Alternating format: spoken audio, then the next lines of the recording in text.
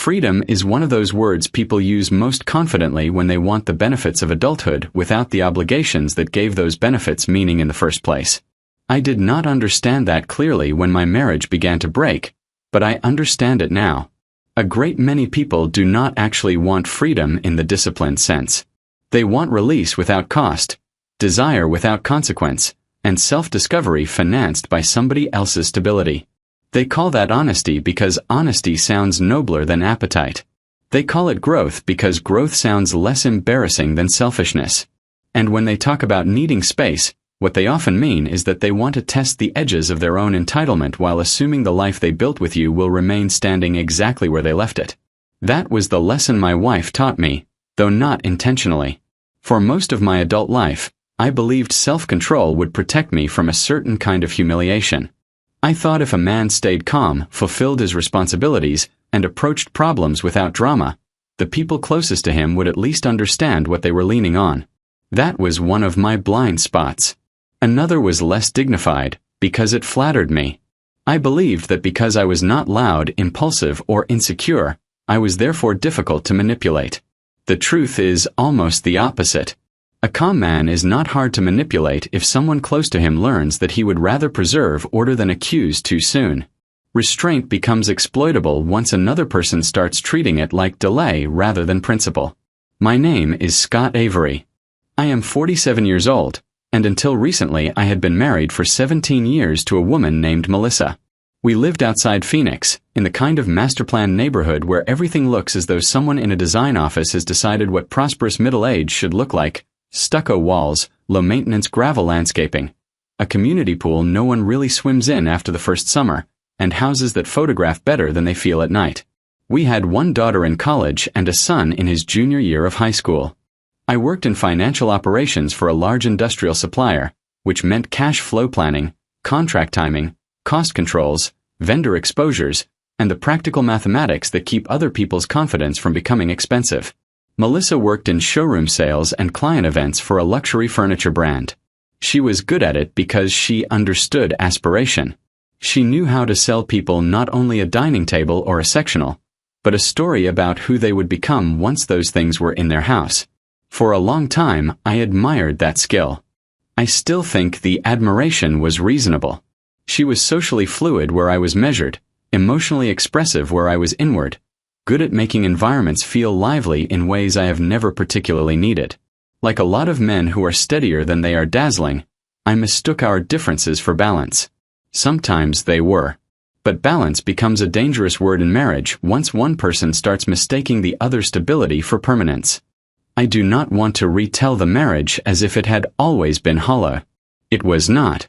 We built something. There had been real tenderness, real partnership, real mutual effort.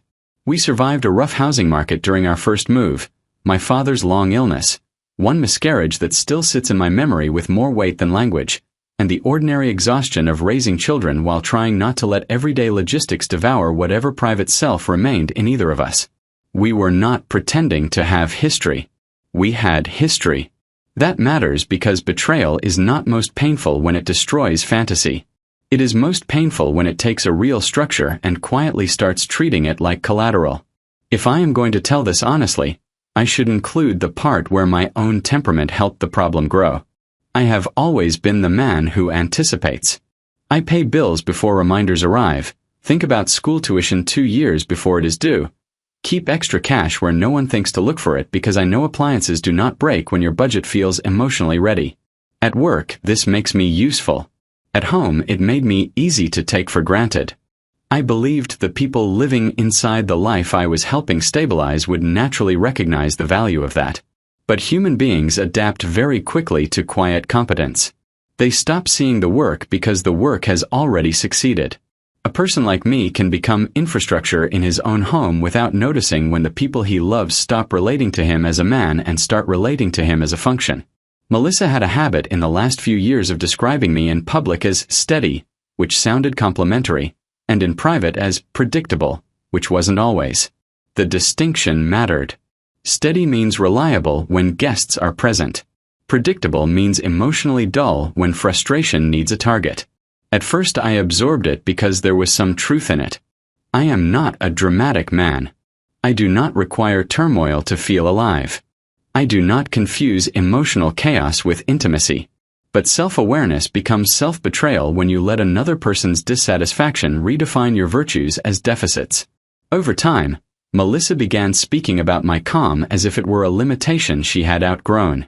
The first major change in her was not secrecy. It was philosophy. She started talking more about identity, freedom, and the danger of losing yourself inside routine. None of that is inherently false. Adults do drift. Marriages can become procedural. People do wake up and realize they have let the machinery of life consume too much of the inner one.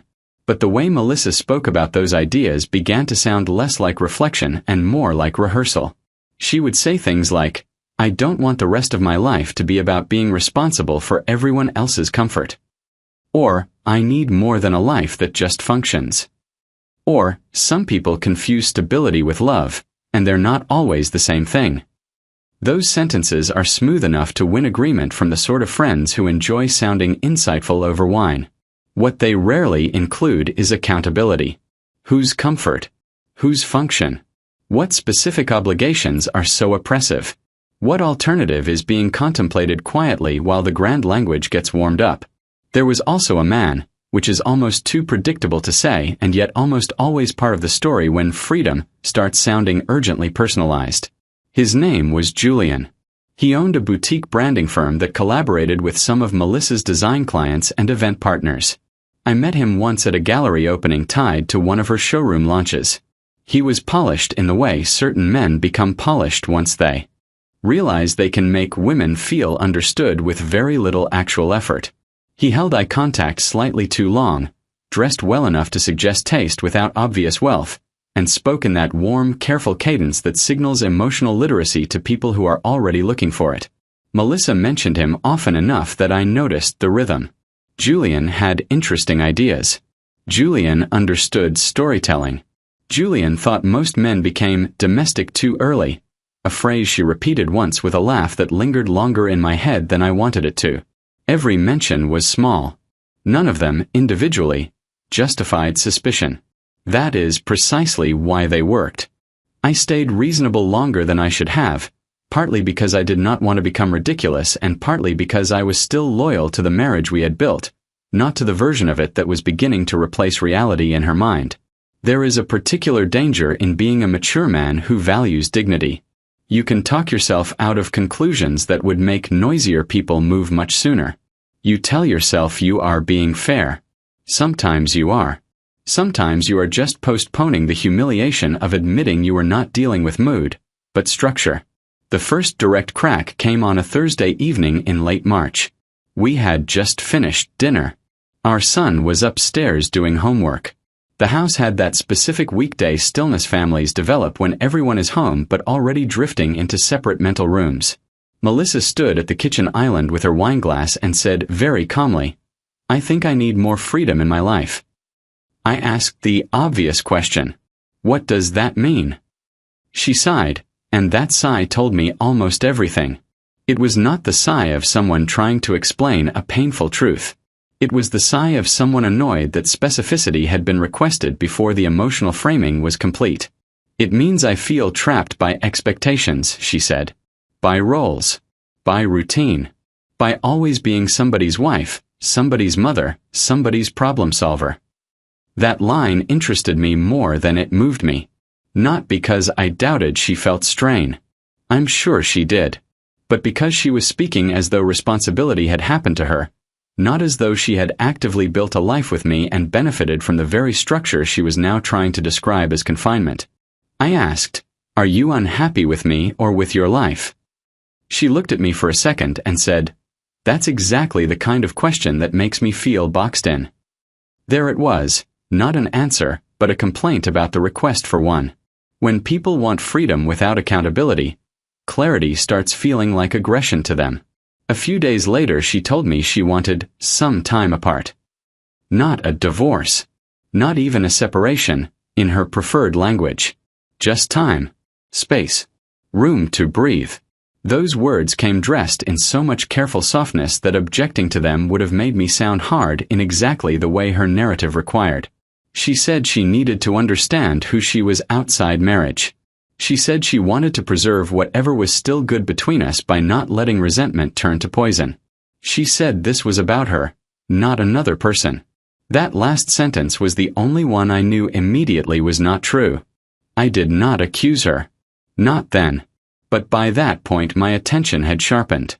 I had seen too many financial systems collapse under pretty assumptions to miss the fact that people use the phrase, "this is about me," when they want to remove accountability by relocating the entire conflict into their own subjective journey. If it is about her, then asking practical questions becomes unsympathetic. If it is about her, then my need for clarity starts sounding like control. It was elegant, in a manipulative way. She moved into a furnished rental across town within 10 days. That speed mattered. Truly uncertain people move slower. They wobble. They negotiate. They contradict themselves. Melissa moved like someone transitioning into a life she had already imagined often enough to require only logistics. She took clothes, cosmetics, 2 framed prints she liked, one of the better lamps, and several kitchen items that, amusingly, she claimed she needed to make the place feel livable.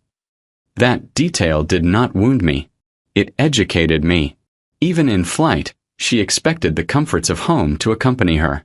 What happened next is where the real story begins. She wanted freedom, but not the kind that pays its own bills morally. She still expected access. To the joint account. To the family credit card. To our son's schedule. To my help with insurance forms, school documents, car registration, and every other invisible thing she had learned to think of as natural background to her life. She still called me when she forgot a password or needed a file or wanted me to transfer money because she had something weird with a vendor charge. In other words, she wanted emotional independence resting on practical dependence. She wanted to leave the marriage's intimacy without leaving its infrastructure. That is not freedom. It is outsourced consequence. I should say clearly that I did not move immediately toward anger. Anger would almost have been easier. It would have made me feel more cinematic and, for a few hours, probably more alive. What I felt instead was a kind of cold recognition. The balance of the marriage had shifted more than I had admitted long before she moved out. Her request for freedom was simply the first time she had tried to formalize the asymmetry. She would have optionality, and I would continue supplying continuity. I met with an attorney in the second week after she left. Not because I had fully decided emotionally to divorce her, although some part of me had already begun to understand that was where reality was going. I did it because adults should not remain structurally naive in the middle of someone else's moral improvisation. The attorney, a woman named Rebecca Sloan, was brisk, exact, and refreshingly unimpressed by therapeutic vocabulary. She asked practical questions. Joint accounts. Beneficiaries. Mortgage obligations. Retirement accounts. Tax exposure. Whether there were signs of another relationship. Whether Melissa had admitted to one. When I told her no, not directly, Rebecca nodded and said, "She doesn't need to admit it if she's already asking for the benefits of marriage while suspending its terms." That sentence clarified everything. So I created boundaries. I separated discretionary finances. I redirected my consulting income and year-end bonus. I left enough in joint accounts for household continuity and our son's needs, because I am not irresponsible, but I stopped allowing the structure of our life to remain emotionally available as a soft surface for her experiment. I moved communication about our son and bills into email. I declined vague late-night calls about feelings. I answered practical questions and let the emotional theater go unanswered. That changed her tone faster than I expected. She began accusing me of being cold, rigid, transactional. She said I was punishing her for needing room. What interested me was that my boundaries, which were mild and adult, felt to her like punishment only because she had quietly reclassified my flexibility as a permanent entitlement. People often do that with responsible spouses. They stop seeing cooperation as generosity and start seeing it as baseline reality. The evidence regarding Julian arrived not in one dramatic discovery, but through the kind of administrative residue real life leaves behind for people willing to stop lying to themselves. Parking charges near his studio. A dinner bill on the family card after she had promised not to use it for personal social expenses.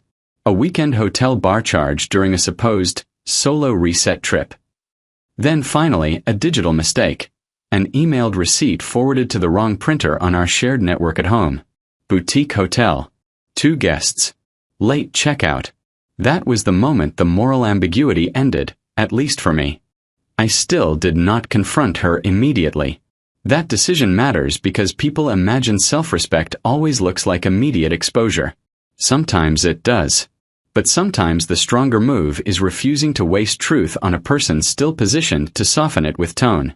If I had called her then, she would have wept, deflected, minimized, told me it wasn't what I thought, and tried to pull the whole thing back into that suffocating realm where concrete behavior becomes secondary to emotional complexity.